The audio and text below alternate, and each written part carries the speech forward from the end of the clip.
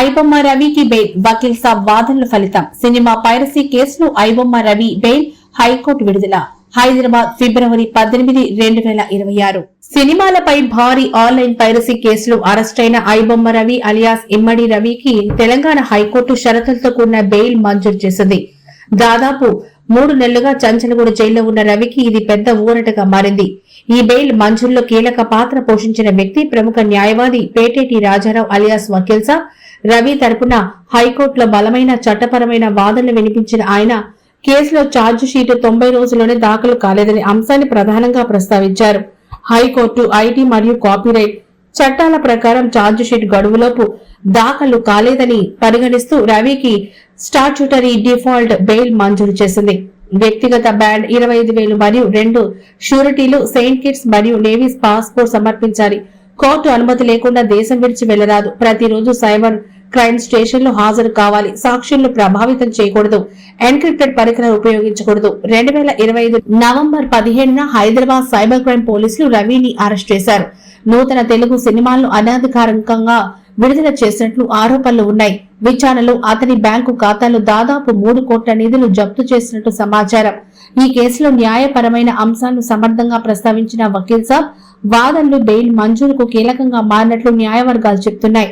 అయితే కేసు విచారణ ఇంకా కొనసాగుతోంది. కోర్టు విధించిన షరతులను ఉల్లంఘిస్తే బెయిల్ రద్దు చేసే అవకాశం ఉందని అధికారులు హెచ్చరించారు.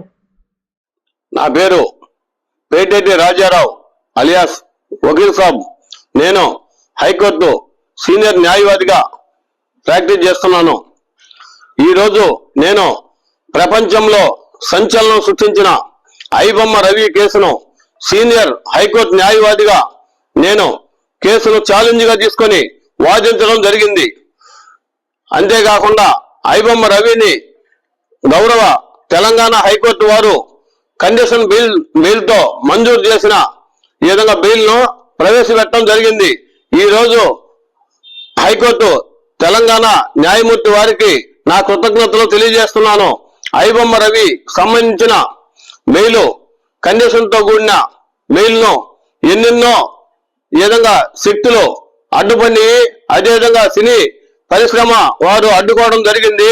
వాటిని ఎదుర్కొని చట్టపరంగా న్యాయపరంగా న్యాయమూర్తి గారి ముందు నా వాదనలో గట్టిగా వినిపించి షరతులతో కూడిన బిల్ను హైకోర్టు వారు మంజూరు చేసే విధంగా నేను తెలియజేసి ఈ విధంగా నా వాదనలో గట్టిగా వినిపించి బిల్ను మంజూరు చేయడం జరిగింది హైకోర్టు న్యాయమూర్తి వారు.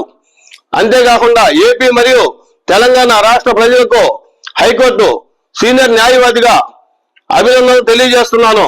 గత 3 నెలల నుండి ఐబొమ్మ రవి అలియాస్ ఇమిడి రవిని చట్టపరంగా గౌరవ పోలీసు వారు జ్యుడిషియల్ రిమాండ్ కస్టడీకి జైలుకు పంపించడం జరిగింది.